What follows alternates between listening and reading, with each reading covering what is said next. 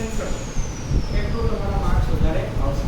Present પણ આપણે સાચી રીતે કરવાનું, એવી રીતના સાચી રીતે. પણ માની લો તમે સ્ટેપ આપણે ભૂલી જઈએ, કોઈ વસ્તુ ભૂલી જઈએ, એમાં ગભરાવાનું. પ્રેક્ટિકલ એ વસ્તુ છે મૂકવાની ના હોય, એને કરવાની શું કરવાની? એપ્લાય કરવાનું, પેશન્ટ ઉપર કરવાનું હોય. તમારી પાસે જ્યારે વિડીયો પરીક્ષા લે, તમે બોર્ડમાં જાઓ, ગમે તે જગ્યાએ જાઓ, તો એક્સપ્લેન કરવાનું વિડીયો અને ડાયરેક્ટ પ્રોસિજર એપ્લાય કરવાનું. એમાં કંઈ તમારે ટોપિક કોઈ વાંચે ત્યારે ગભરાને કેવી રીતના એવું નથી હોતું. આપણે જે સેન્ટર પર જઈએ, જે જગ્યા પર જઈએ છીએ, એ જગ્યા પર આપણે સ્વતંત્ર રીતે કાર્ય કરેલું. પણ સ્વતંત્ર રીતે કાર્ય કરેલું તો કાર્ય અનટ્રેન્ડ માણસો બી કરે. પણ તમે લોકો trend, you are the trend person, એટલે એને તો સર્ટિફિકેટ હોય એટલે તમારી પાસે certificate you are entitle for the nursing care. તમે કોઈ પણ જગ્યાએ હોસ્પિટલની અંદર કે ગવર્મેન્ટની અંદર તમારો ચાન્સ પહેલાં કે તમે લોકો નોકરી કરી શકો છો, તો તમારી પાસે તમારા સર્ટિફિકેટ વગર કોઈ નોકરી કરી શકે નથી. તમે તમારે લોકો તમે કોઈ પણ જગ્યાએ હોસ્પિટલમાં જોબ કરવા માટે એન્ટાઇટલ હો છો કે તમારી પાસે સર્ટિફાઈડ હોય. એટલા માટે કે તમે જે પ્રોસિજર કરો એ પ્રોસિજર સ્કિલ બેઝ, સ્ટરાઇડ, દર્દીને ઇન્ફેક્શન ન લાગે, દર્દી તમારા કરેલા પ્રોસિજરથી ઝડપથી સાજો થાય. નહીં કે તમે જે પ્રોસિજર કરો એનાથી દર્દી વધારે બીમાર થાય. તો કેવું કરવાનું આપણે? તો દર્દી ઝડપથી સાજો થાય એના માટે સ્કિલફુલ પ્રોગ્રામ. સ્કિલફુલ પ્રિપરેશન એટલે શું થાય કે તમે કેવી રીતે પ્રોસિજર જે કરો છો, દાખલા તરીકે આ ટીપીઆર ટ્રેક, તો એ ટીપીઆર ટ્રેક તમને આપી દે. ટીપીઆર ટ્રેક એટલે દર્દીનું બ્રેન, દર્દીના શરીરમાં કેટલું તાપમાન છે એ તાપમાન માપવા માટે હું પ્રોસિજર કરું છું. તો અહીંયા તમને પરીક્ષા પૂછે કે તાપમાન માપી તમે કરશો શું કરશો? તમે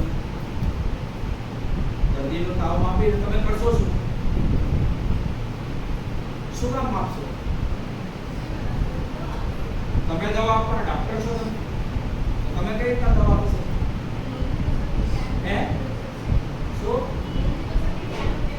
તો શું કરશો? તમે ડોક્ટર નથી, તમે ડોક્ટર નથી, તમે તમારા નામમાં છો ને, તો તમે ડોક્ટર નથી, તમે દવા થોડો દેવાના. તમારા પર પાવર છે દવા દેવાનો?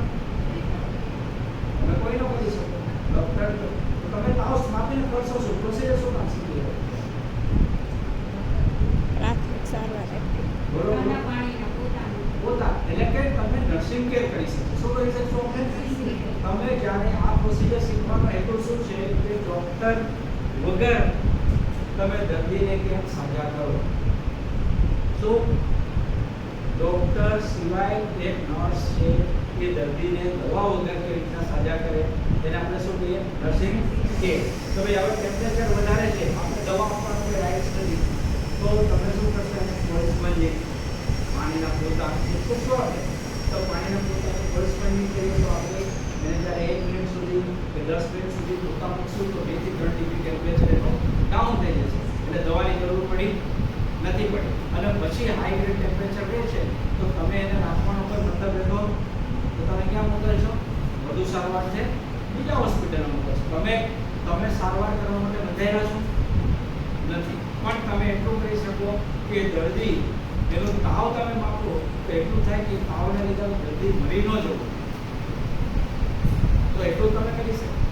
એટલા માટે આપણે શીખીએ છીએ. તેના માટે આપણે તાવ માપવા માટે થઈને આપણે શું બનાવીએ છીએ? ડેવિડ